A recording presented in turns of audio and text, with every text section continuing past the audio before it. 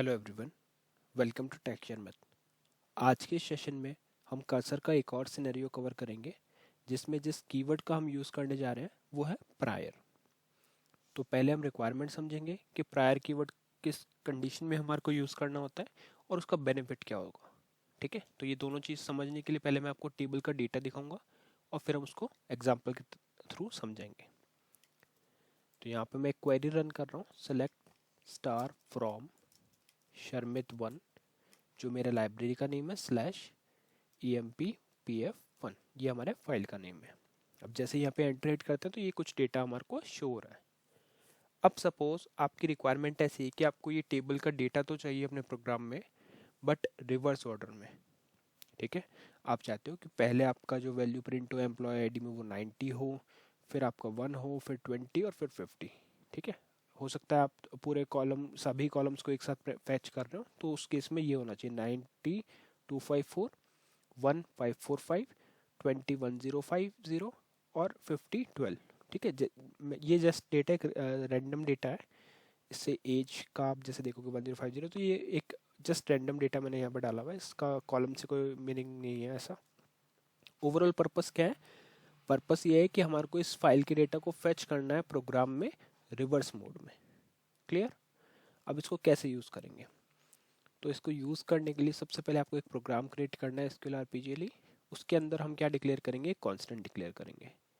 तो कांस्टेंट मैंने यहाँ पे रखा है SQL state underscore valid name से, जिसमें हमने 5 टाइम 0 को स्टोर किया है। अब इस कांस्टेंट का हम यूज़ कैसे करेंगे? इस कांस्टेंट को यूज़ करने का प्रोसेस ये रहेगा कि जब भी आप अपने प्रोग्राम के अंदर कोई भी SQL स्टेटमेंट को रन करोगे, उसे रन करने के बाद उसका एक SQL स्टेटस रिटर्न होगा। वो स्टेटस के थ्रू ही हम आइडेंटिफाई कर सकते हैं कि क्या हमारी क्वेरी जो है वो प्रॉपरली एग्जीक्यूट हुई या नहीं हुई। तो अगर उसका SQL स्टेटस 5 टाइम 0 आ रहा है, इसका मतलब है कि हमारी क्वेरी प्रॉपर एग्जीक्यूट हुई। बट अगर 5 टाइम 0 नहीं आ रहा है तो इसका मतलब है कि उस क्वेरी में कुछ फेलियर था। तो इस चीज़ को वेरीफाई करने के लिए हम इस कांस्टेंट का यूज़ करेंगे। आप चाहो तो प्रोग्राम में डायरेक्टली 5 टाइम 0 से भी स्टेटस मैच करवा सकते हो, बट वो फिर थोड़ा सा रीडेबिलिटी बढ़ाने के लिए हमने क्या किया, यहाँ पे एक कांस्टेंट बना दिया। क्लियर?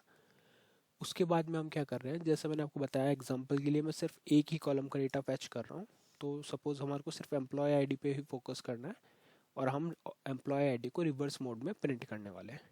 तो पहले वैल्यू प्रिंट होनी चाहिए 90, फिर 1, 20 और 50, ये हमारी रिक्वायरमेंट है। तो उसके लिए मैंने एक होस्ट वेरिएबल बना दिया w_id जोन डेसिमल 9 का। इसमें हम जो भी आउटपुट हमारा क्वेरी से रिटर्न होकर आएगा उसको स्टोर कर देंगे। ठीक है, बाद में हम क्या कर रहे हैं, बाद में हमने सेट किया है ऑप्शन कमिट को स्टार्ट डन के ऊपर। इससे क्या होगा? इससे ये होगा कि जब भी हम कोई मॉडिफिकेशन अगर प्रोग्राम में करते हैं तो वो डायरेक्टली इम्प्लीमेंट हो जाएगा उसके ऊपर। बाकी इसको डिटेल में मैं आपको सेपरेट सेशन में बताऊंगा, कमिट का पूरा एक प्रोसेस। अभी के लिए जस्ट आप ऐसा मान सकते हो कि हम SQL प्रोग्राम में इसको कमिट को नन पे रखते हैं। और भी ऑप्शंस होते हैं, स्टार CHG होता है, बट वो एक सेपरेट सेशंस में हम समझेंगे इसको स्टेप बाय स्टेप। तो अभी के लिए इसको नन पे रखते हैं। अब यहाँ पे हमने क्या किया, हमने हमारा कर्सर डिक्लेयर कर दिया। तो कर्सर डिक्लेयर करने के लिए हमने लिखा है exec SQL, जिसका मीनिंग है execute SQL, declare gate data scroll cursor for, और ये हमने एक क्वेरी रखी। तो इस क्वेरी को हर बार की तरह हम वेरीफाई करेंगे। कर्सर जब भी आप बिल्ड कर रहे हो तो उससे पहले उसकी क्वेरी को वेरीफाई कर दो। तो यहाँ पे एंटर करो, ये देखो डेटा प्रिंट कर रहा है, इसका मतलब हमारा कर्सर का क्वेरी करेक्ट है। अब जैसे ही ये कर्सर क्रिएट हो जाएगा, डिक्लेयर हो जाएगा, उसके बाद में हम इसको ओपन करेंगे। ओपन करने का प्रोसेस बिल्कुल सिंपल है। आपको लिखना है exec SQL, जिसका मीनिंग है एग्जीक्यूट SQL, फिर आपको लिखना है ओपन, और यहाँ पे आप अपने कर्सर का नेम दोगे। तो हमारे केस में कर्सर का नेम क्या है? Gate data. तो हमने यहाँ पे लिख दिया ओपन गेट डेटा। ठीक है, अब उसके बाद में हमने क्या करा, कर्सर को ओपन कर दिया। अब उसमें से डेटा फेच करना है। तो फेच करने के लिए हम यहाँ पे कीवर्ड का यूज़ करते हैं। तो यहाँ पे मैंने क्या लिखा है, exec SQL, एग्जीक्यूट SQL, और उसके बाद में हमने लिखा fetch last from gate data into host variable w_id। Last variable, last keyword हमने पिछले वाले सेशन में भी समझा था। तो उसका मीनिंग क्या है? उसका मीनिंग बस इतना है कि ये इस टेबल का लास्ट रिकॉर्ड को फेच कर लेगा और उसको प्रिंट कर देगा। ठीक है, ये दोनों लाइन का मीनिंग क्या हुआ? ये फेच लास्ट हम प्रीवियस सेशन में देख चुके हैं, है ना। अगर आपको इस पे डाउट है तो आप प्रीवियस वाला सेशन भी गो थ्रू कर सकते हो। ओवरऑल ये क्या कर रहा है, ये लास्ट रिकॉर्ड को फेच कर रहा है और फिर डिस्प्ले कर रहा है लाइन नंबर 38 पे। इसका काम हो गया बस इतना। तो ये 90 को फेच करेगा और प्रिंट कर देगा। अब हमारे को क्या करना है, हमारे इस पॉइंटर को अपवर्ड मूव करना है। अब यहाँ पे नेक्स्ट वैल्यू आनी चाहिए 1, फिर 20, फिर 50।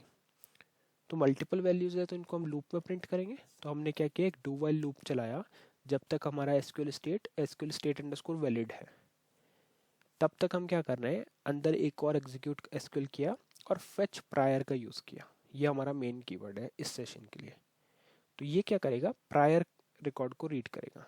तो अभी हम लास्ट रिकॉर्ड कहाँ थे, 90 में, तो उसका प्रायर रिकॉर्ड क्या हुआ, 1। तो 1 को रीड किया। 1 को रीड करने के बाद में हम चेक करेंगे कि क्या SQL state not equal valid है। अगर वैलिड नहीं है तो सिंपली लीव कर जाओ। अगर वैलिड है तो आप जाके डिस्प्ले कर दो w_it को। और N2 पे जाने से पहले फिर से कंडीशन चेक करोगे डू वाइल की। यहाँ पे मतलब वो इक्वल था, अगर इसने वैल्यू रिटर्न किया मतलब वो वैलिड था, तो फिर ये फिर से प्रायर रीड करेगा। तो अभी प्रायर का काउंटर कहाँ चला जाएगा, 20 पे, और फिर वो 20 को प्रिंट कर देगा। ऐसे ही फिर उसके बाद में फिर से प्रायर का काउंटर कहाँ चला जाएगा, 50 पे, तो वो 50 को प्रिंट कर देगा। 50 को प्रिंट करने के बाद जब वो वापस से रीड करेगा तो उस केस में उसको एसक्यूएल स्टेट जो है वो वैलिड नहीं मिलेगा। तो वो सिंपली लीव करेगा लूप को और फिर हम बाहर आ जाएंगे लूप से। बाहर आने के बाद में हमारे को कर्सर को क्लोज करना होगा। तो कर्सर क्लोज करने के लिए आप लिखोगे exec SQL, जिसका मीनिंग है एग्जीक्यूट SQL, और बाद में आप लिखोगे क्लोज गेट डेटा कर्सर। तो ये क्या कर देगा, इस कर्सर को क्लोज कर देगा। और बाद में हम सिंपली INLR को ऑन कर देंगे। स्टार INLR ऑन हो जाएगा, प्रोग्राम का एंड हो जाएगा। ठीक है, तो इस प्रोग्राम को करते हैं अभी एग्जीक्यूट, कॉल करते हैं। तो ये देखो पहली वैल्यू इसने क्या प्रिंट करी, 90, फिर किया 1, 20 और 50। तो अगर आप इसका डेटा देखोगे तो 90, 1, 20, 50 इसने रिवर्स ऑर्डर में सब प्रिंट कर दिया। तो इस तरह से हम फेच प्रायर की हेल्प से अपने डेटा को रिवर्स ऑर्डर में रीड कर सकते हैं। तो यहाँ पे हमने दो कीवर्ड एक साथ यूज़ किए, दो कीवर्ड का कॉम्बिनेशन यूज़ किया। फेच लास्ट का, जिसने क्या किया, लास्ट रिकॉर्ड को फेच किया, उसको प्रिंट किया। उसके बाद में हमने एक लूप चलाया और उस लूप में प्रायर कीवर्ड की हेल्प से सभी वैल्यूज़ को प्रिंट किया। ठीक है, तो इस तरह से ये पूरा प्रोसेस वर्क करता है। आई होप ये सब चीज़ें आपको क्लियर हुई होगी। ये बहुत ही इंपॉर्टेंट प्रोसेस है, क्योंकि जब भी आप किसी प्रोजेक्ट पे वर्क कर रहे हो तो उस टाइम कई सिनेरियोज ऐसे होते हैं जहाँ पे हमारे को डेटा को रिवर्स मोड में प्रिंट करना होता है। तो उस केस में आप क्या यूज़ कर सकते हो, फेच प्रायर का यूज़ कर सकते हो। तो इस सेशन के लिए इतना ही था। नेक्स्ट सेशन में बाकी टॉपिक डिस्कस करेंगे। So thank you for watching tech share.